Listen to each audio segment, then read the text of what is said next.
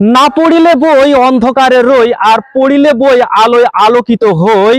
তো সুপ্রিয় দর্শক মন্ডলী, আলোয় আলোকিত কিভাবে হবে? দেখেন, আমি এই মুহূর্তে দাঁড়িয়ে আছি যশোর জেলার চৌগাছা উপজেলার 29 নম্বর ভগবানপুর সরকারি প্রাথমিক বিদ্যালয়। আর এই বিদ্যালয়ের মাঠটি দেখে মনে হচ্ছে কক্সবাজারের সমুদ্র সৈকত। দেখেন, একটু ক্যামেরাম্যানকে বলবি একটু দেখানোর জন্য। দেখেন কিভাবে পানিতে কিন্তু টইটুম্বর হয়ে গেছে। শুধু যে গতকাল যে একটু ভারী বর্ষণে যে এমন জলবদ্ধতার সৃষ্টি তা কিন্তু নয়, 12 মাসই যখনই কিন্তু বৃষ্টি হয় তখনই কিন্তু এই জলবদ্ধতার সৃষ্টি। আসলে কি ধরনের সমস্যায় তারা ভুগতেছে এই সরকারি প্রাথমিক বিদ্যালয়ের শিক্ষক এবং শিক্ষার্থীরা, সেটাই জানাবো আজকের ভিডিওর মাধ্যমে। ছোট্ট বন্ধু, আপনার নাম কি? তানজিলা খাতুন। কোন স্কুলে পড়াশোনা করেন আপনি? ভগবানপুর সরকারি প্রাথমিক বিদ্যালয়। এই যে দেখতেছি কক্সবাজার সমুদ্র সৈকতে আছেন না ভগবানপুর সরকারি প্রাথমিক বিদ্যালয়ে আছেন? ভগবানপুর সরকারি প্রাথমিক বিদ্যালয়। এই যে প্রতিনিয়ত বৃষ্টি হলে আপনাদের কি ধরনের সমস্যা হয় এই বৃষ্টির কারণে, বা আপনাদের মাঠে তো সম্পূর্ণ পানিতে টইটম্বুর অবস্থা? আমরা এন্দা আসতে পারি না, আবার পিছলে পড়ে যায়, ঘরের মধ্যে পানি জমে, আবার বই খাতা সব ভিজিয়ে যায়, ওই সে পায়জামা জামা সব ভিজে যায়। আর খেলাধুলা কি করতে পারো বাবা? না। এই যে কষ্ট, এই কষ্ট পেতে এই স্কুলে কি পড়তে মন চায় বাবা? না।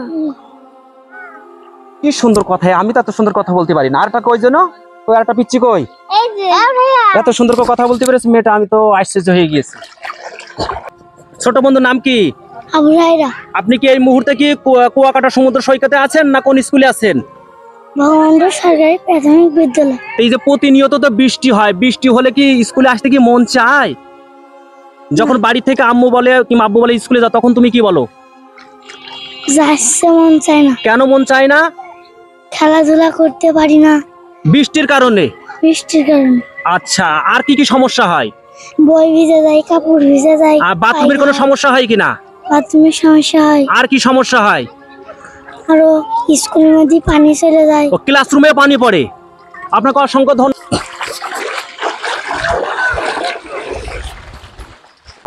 কথা বলছি ভগবানপুর সরকারি প্রাথমিক বিদ্যালয়ের ভারপ্রাপ্ত প্রধান শিক্ষক রওশনারার সাথে। কেমন আছেন? ভালো আছি। ভালো কিভাবে আছেন? পেছনে তো সমুদ্র সৈকত। সমুদ্র সৈকতে যদি কষ্টে আছি। তা আপনার তো আসলে স্কুলে বাজেট আসে কিনা? স্কুলে বাজেট আসে, ওই রকম বাজেট আসে না আমাদের এই স্কুলের, যে এই যে মাটি দেওয়ার জন্য এরকম বাজেট আসে না।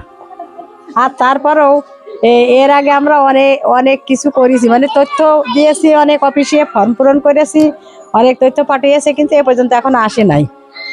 বহু বছর থেকে বহু বছর ধরে এরকম 6 বছর ধরে এরকম হচ্ছে। আরেকজন সহকারী শিক্ষকের সাথে কথা বলি, কি ধরনের সমস্যা আপনাদের হয়?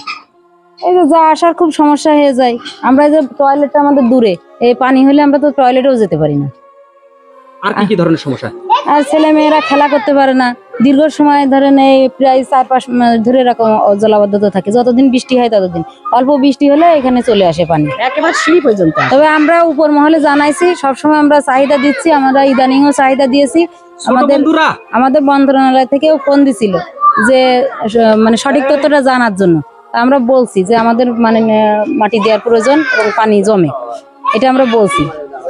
তবে হয়তো এবার হলেও হতে পারে, এখন কিন্তু আপনারা শিওর না। আমরা শিওর না।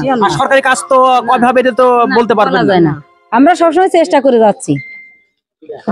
এটিও স্যার এবং আমরা অধিদপ্তরে জানাইছি, তা বলেছে যে অতি সত্বরে হবে। আমি 3 বছর শুনছি, কিন্তু কোনো কার্যকর হচ্ছে না এগুলো।